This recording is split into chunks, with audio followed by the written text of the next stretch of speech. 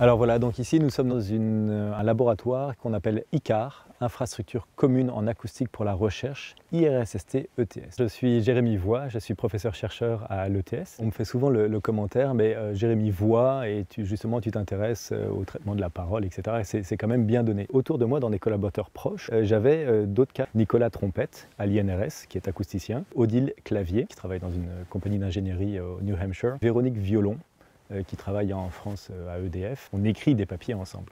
L'article va ressembler un petit peu à une pochette de disque puisqu'on dira voix, clavier, trompette, violon. Ça commence à ressembler à un band.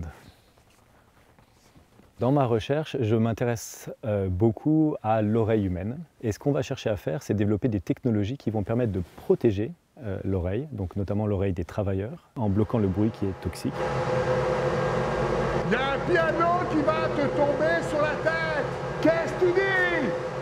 Il y a un piano qui va te tomber sur la tête. Quoi?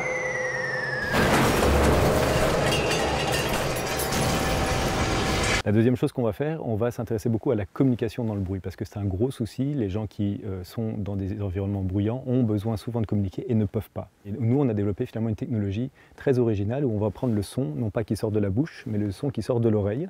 Et c'est ce son-là qu'on va rehausser, donc débruiter, travailler pour qu'il sonne naturel et qu'on va pouvoir transmettre. Il y a un piano, c'est formidable, hein, on entend tout parfaitement. Oui, c'est très pratique ce truc. Ce truc peut même lire nos signes vitaux. Formidable! Et tu voulais pas me dire quelque chose? Ah oui, il y a un piano qui...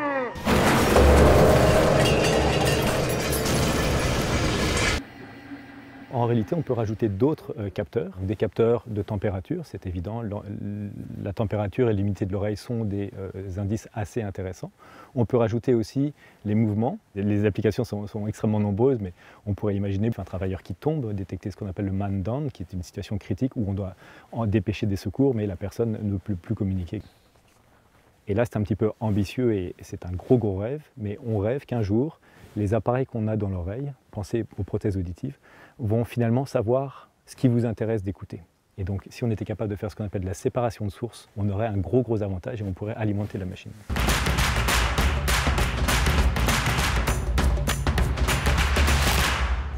En fait, ce que ça permet à l'entreprise, c'est d'aller chercher des ressources, des capacités de recherche qui sont à la fine pointe. Si l'industrie n'avait pas des scientifiques comme nous, ils ne pourraient pas profiter pour faire avancer cette science-là au Québec. Ça, c'est un bénéfice de travailler avec les gens dans le domaine académique.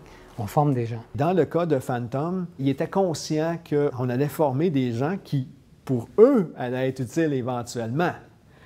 Alors ça, par exemple, c'est de l'art. Prompt a compris effectivement la valeur qu'il y avait à financer cette co-intégration et cette proximité entre la recherche académique et la recherche plus au niveau donc, industriel et de la commercialisation. En ce qui me concerne, c'est vraiment un gagnant-gagnant-gagnant, autant pour les chercheurs, pour l'industrie et pour les étudiants.